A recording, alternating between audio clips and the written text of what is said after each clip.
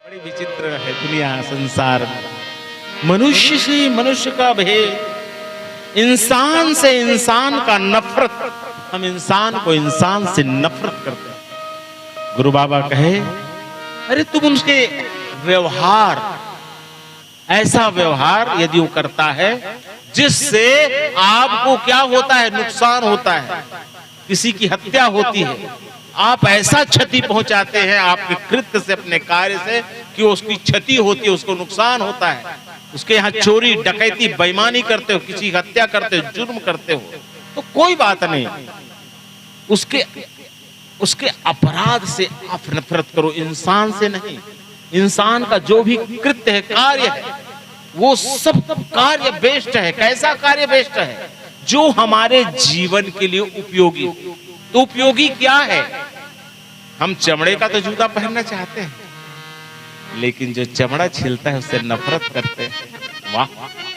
हम चमड़े के नहाना बरही का उपयोग तो करना चाहते हैं, अपने हल में, अपने गाड़ी में तो उस चमड़े का तो हम उपयोग करना चाहते हैं, लेकिन हम उस चमड़े का जो चमड़ा निकालता है उससे नफरत करते हैं। कितनी गंदी सोच है हमारे अंदर में, कितना गंदा विचार है हमारे अंदर। तो कहने का आशय है, उनके कृत्य, उनके कार्य। कोई झाड़ू पोछा लगाता है या लगाती है, तो झाड़ू पोछा लगाने वाले इंसान नहीं है क्या? झाड़ू पोछा तो हम भी लगाते हैं अपने घर में, अपने वस्त्र, अपने कपड़े को धोते हैं, हम भी धोते हैं। तो धोने वाला जो ज्यादा धोता है वो धो भी हो गया। हम भी गाय पालते हैं, हम भी भैंस पालते हैं, हमारे यहाँ भी जानवर है। हम भी कभी कभी अपने जानवर को घास देते हैं, पैरा भूसा देते हैं कि नहीं देवा? तो हम पैरा भूसा देते हैं, उनको बांधते हैं, उनकी सेवा करते हैं, तो हम भी तो यादव हुए कि नहीं? वो बड़े पैमाने पे जो गाय भैंस चराता है वो यादव हुआ, तो हम भी यदि गाय भैंस पालते हैं तो हम भी तो यादव हुए। वो इतना बड़ा यादव हुआ तो आप इतना बड़े यादव हुए। क्या फर्क पड़ता है? आप तेल खाते हो, तेल का उपयोग करते हो, कोई तेल पेरता है। पहले तेल पेरा करते थे हमारे साहू समाज के लोग, हमारे पुरखा में साहू है, वो पहले तेल ही जानते। तेला बतावा मोर दादा के दादा के दादा के दादा के दादा कतका हो गए? मोर दादा सुंदरलाल अभी 85 बछर के मोर दादा कुमार, ओकर दादा के नाव रही से उभली, ओकर दादा के नाम रही से चमार राय, ओकर दादा के नाम रही से घोंडूर, और ओकर दादा के नाम रही से सहदेव। मोर सहदेव बाबा मन 200 बछर पहली, 200 साल पहली, भाई अभी बात माने, साहू समाज ही तुम्हारे राज लगेरी से धरा, ये जो धमतरी के आगे धोबनपुरी कंवल पलारी गांव है, उहे कर भैया हमारे पुरखा मन तेली मन, हमार साहू समाज। तो हमार सहदेव बाबा मन तेलासी गिन, तो गुरु बाबा के चरण अमृत लीन कर वाणी बचन ल सुनिन, तो सतनाम जपत जपत सतनाम बोलत बोलत सतनाम ही बन गए, सतनाम ही सब बन गए। हमार भमन हमार पुरखा मन तेली तो है पहली, हमार गोत्र है सोनबरसा गोत्र। नहीं हमारा नहीं निकला थे, अब बंद हो गए है। मिसल में ना कई जन अभी राउत मन मिले हमारे गांव में, तो राउत मन के अभी भी एक जन के बघेल बघवा परिवार है, बघवा गोत्र थे, उकर मन के निकला थे, अभी भी राउत लिखावत। रोटी बेटी सब सतनामी से होते, अपन आपला सतनामी कहा, लेकिन उकर होते हमारे मन के साहू समाज की भी बहुत रीस है, हमारे सगा मन, हमारे पुरखा मन। तो धीरे धीरे मिसल बन गए, बढ़िया हो गए, अब सतनामी हो गए, सब कोई दिक्कत नहीं। हमारे जाति सतनामी बन गई, भले हमारे तेली रीस हमारे पुरखा है ना है? अब तेली रहते हैं तो कैसे गाते हैं? मोर सना ना ना ना ना ना ना मोर भाई कैसे गाते हो? अब कैसे करेंगे? अब सतनाम गवाए तो बाबा जी काबर सतनाम जो ऐसे शब्द है, दरअसल हर वर्ग के लिए, हम समझ नहीं पाते सतनाम क्या है। कोई जाति के लिए नहीं है, कोई धर्म के लिए नहीं, कोई मजहब के लिए। सतनाम संसार के प्रत्येक व्यक्ति के लिए है। सूर्य जैसे सूर्य की रोशनी है।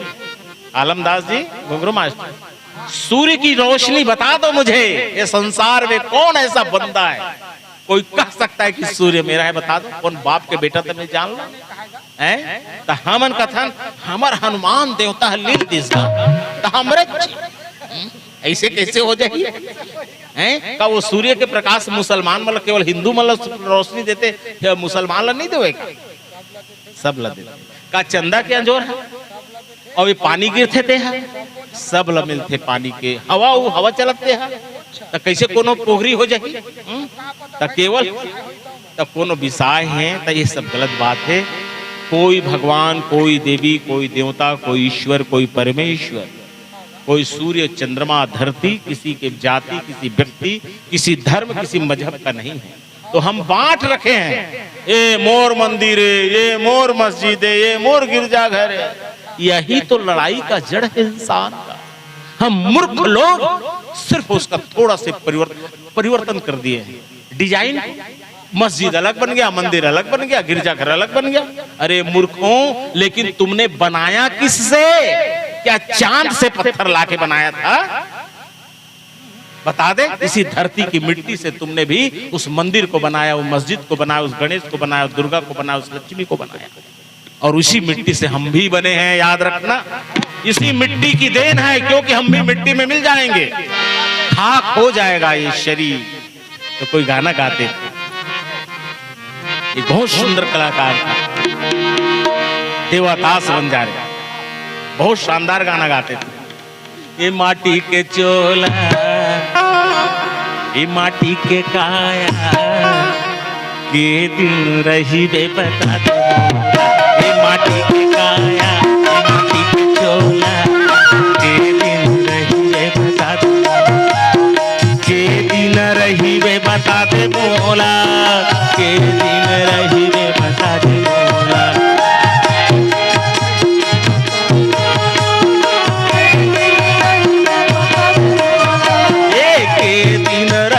बता दे मोला, के दिन रही वे बता दे मोला।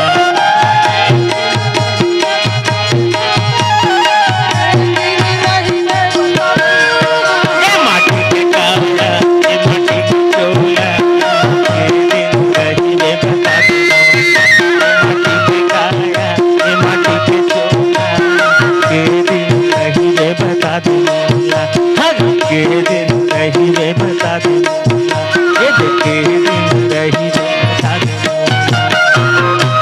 रे माटी के काया, माटी के चूल्हा, के दिन रहे बताते मोला। कितना सुंदर, सुंदरता के साथ 65 देश में उन्होंने इस गाने को गाया। 65 देश, छत्तीसगढ़ के ऐसे हीरा हुआ जे 65 देश में वो कलाकार, आज तक वो कलाकार छत्तीसगढ़ के कोई कलाकार उसका देश नहीं घूमे। वो देश घूमने वाला व्यक्ति गाता था, झूम झूम के नाचता था देवदास बंजारे। तो क्यों गाता था?